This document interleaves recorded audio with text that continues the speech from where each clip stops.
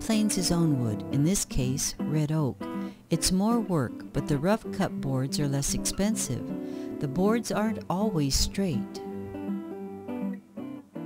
Cabinets were about 28 years old. The sink and countertops were very worn, and the dark brown cabinets had been sprayed white. The kitchen needed to be more efficient.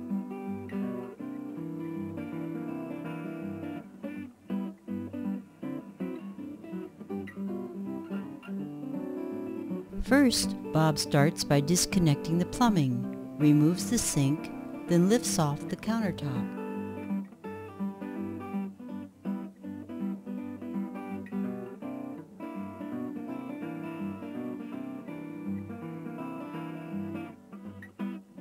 It's not hard to remove old cupboards, but having plenty of muscle power helps.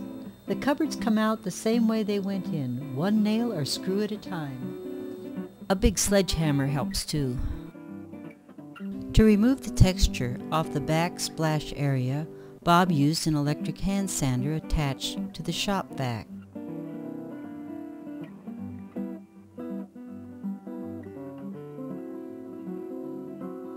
Neither of us wanted to use the typical Lazy Susan in the corner cabinet space, so Bob built his own, 3 independent, very large Lazy Susans.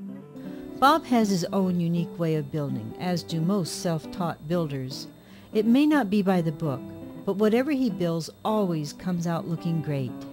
It's not easy installing base cabinets. Sometimes a person has to back up and take a run at it, and sometimes the cupboard still won't budge. Custom cabinets are cabinets that are built to a person's specifications, as opposed to pre-made cabinets. Both types have their pros and cons.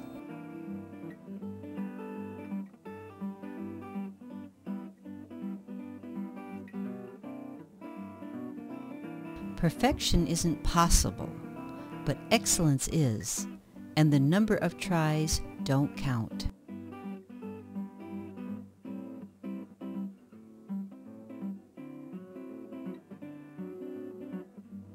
Our laminated countertop was pre-made. The measurements were exact, however, too exact apparently. Bob had to cut out the drywall to allow for the countertop backsplash. Tricky, but it worked. Next he added the sink and the cabinet face, and then hooked up the plumbing. Next came some doors, another cabinet next to the refrigerator, a little planing on the counter edge, a little more planing, a little bit more planing.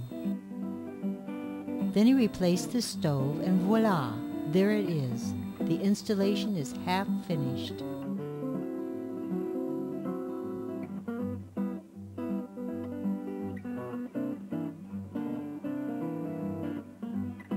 Backing up a bit, the first cabinet Bob built was a huge cabinet over the refrigerator. Notice how handy a car jack can be.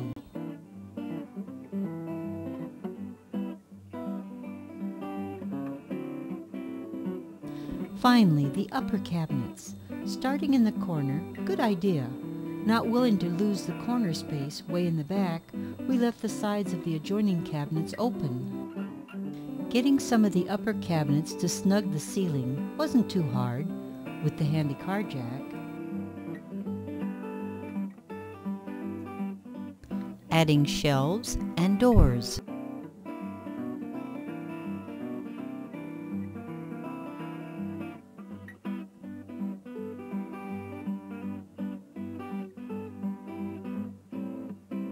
One of the best features in this kitchen is the movable island.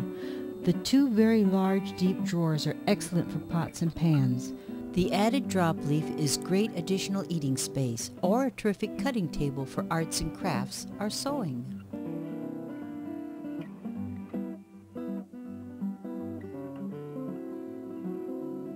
The white gloss tiles were the cheapest, but with a spattering of slate and some wonderful cutting, the backsplash looks pretty good.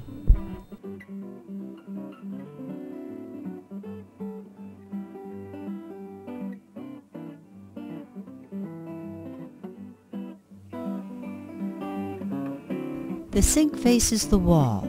This pretend window with changeable pictures enhances the kitchen. Stainless steel sinks are beautiful, but beware, they scratch easily.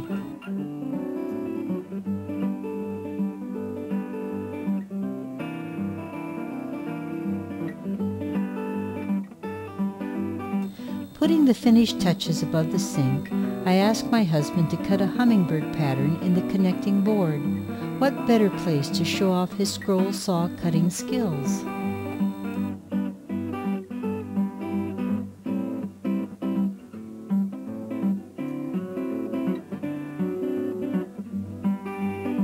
Doors have two cross pieces, top and bottom, and 1/4-inch deep saw cuts to the face to help discourage warping. The 1/4-inch saw cut is also for design.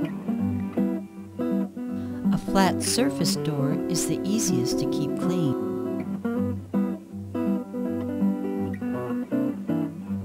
Great place for a garbage can right in the middle of the room.